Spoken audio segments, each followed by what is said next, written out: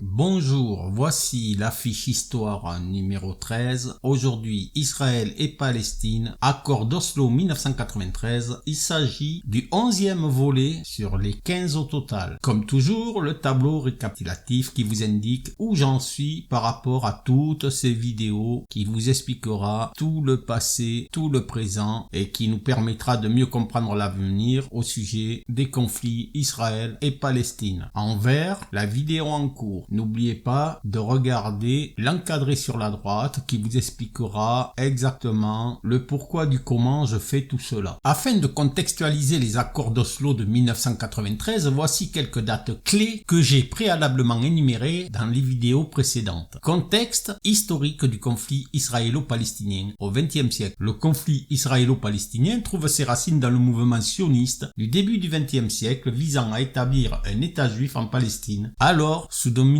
ottomane. À la suite de la Première Guerre mondiale, la Société des Nations accorde un mandat britannique sur la Palestine, jetant ainsi les bases du futur conflit. Période britannique 1917-1948. Durant le mandat britannique, les tensions entre les communautés juives et arabes s'exacerbent en raison de leurs aspirations contradictoires. En 1947, l'ONU propose un plan de partage de la Palestine en deux États indépendants, l'un juif et l'autre arabe. Les dirigeants juifs acceptent, tandis que les Arabes rejettent le plan. Guerre d'indépendance 1948-1949. La proclamation de l'État d'Israël en 1948 déclenche une guerre avec les Arabes voisins. À la fin du conflit, Israël étend son territoire, la Cisjordanie est occupée par la Jordanie et la bande de Gaza par l'Égypte. Guerre des 6 jours en 1967. En 1967, Israël lance une attaque préventive contre ses voisins arabes et occupe la Cisjordanie, Jérusalem-Est, la bande de Gaza, le plateau du Golan et le Sinaï. Cette occupation devient le fondement du conflit actuel. Les accords d'Oslo, issus de négociations secrètes entre Israël et l'Organisation de libération de la Palestine, OLP, en Norvège, ont été officiellement signés le 13 septembre 1993 à la Maison Blanche. Les signataires de cet accord historique étaient le premier ministre israélien Yitzhak Rabin et le dirigeant de l'OLP Yasser Arafat. Ces accords représentent une étape décisive vers une solution en deux États, reconnaissant l'OLP en tant que représentant légitime du peuple palestinien. Ils ont également instauré l'autorité palestinienne chargée de l'administration de certaines parties de la Cisjordanie et de la bande de Gaza. Quelques précisions au sujet de l'OLP. Fondée en 1964 en tant qu'entité politique et paramilitaire, l'Organisation de libération de la Palestine, OLP, a pour objectif initial la libération de la Palestine de l'occupation israélienne simultanément à l'établissement d'un État palestinien indépendant. La création de l'OLP fait suite à la défaite arabe lors de la guerre des 6 jours en 1967, durant laquelle Israël a occupé la Cisjordanie, Jérusalem-Est, la bande de Gaza, le Sinaï et le Golan. Yasser Arafat, figure emblématique, a émergé en tant que leader principal de l'OLP, jouant un rôle central dans la lutte palestinienne pour l'autodétermination. L'organisation a employé des moyens politiques et militaires, incluant des actions terroristes dans les années 1970 et 1980, pour atteindre ses objectifs. Au fil du temps, l'OLP a évolué, notamment avec la reconnaissance d'Israël en 1988, l'acceptation des résolutions des Nations Unies et la signature des accords d'Oslo en 1993. Ces accords ont conduit à la création de l'autorité palestinienne, modifiant le statut de l'OLP en tant que représentant légitime du peuple palestinien lors des négociations internationales. Bien que demeurant une entité politique majeure dans le contexte du conflit israélo-palestinien, une partie de ses pouvoirs a été transférée à l'autorité palestinienne. Suite des événements après 1993. Les espoirs de paix engendrés par les accords d'Oslo ont été éclipsés par des actes de violence, l'expansion des colonies israéliennes, des affrontements et des questions non résolues, notamment le statut de Jérusalem, le droit au retour des réfugiés palestiniens et les frontières définitives. En 1993, les accords d'Oslo ont été historiquement signés à la Maison Blanche entre Yitzhak Rabin et Yasser Arafat, marquant ainsi un tournant décisif dans le conflit israélo-palestinien. Cette signature a engendré un espoir mondial quant à la possibilité d'une résolution pacifique du conflit. Toutefois, leur engagement symbolique a créé des attentes considérables tout en exposant des défis notables. Les conséquences des accords d'Oslo se sont avérées significatives, exerçant une influence marquée sur les dynamiques politiques et sociales de la région. Malgré la création de l'autorité palestinienne et la reconnaissance mutuelle, la mise en œuvre des accords d'Oslo avec ses défis inhérents a été entravée par des obstacles pratiques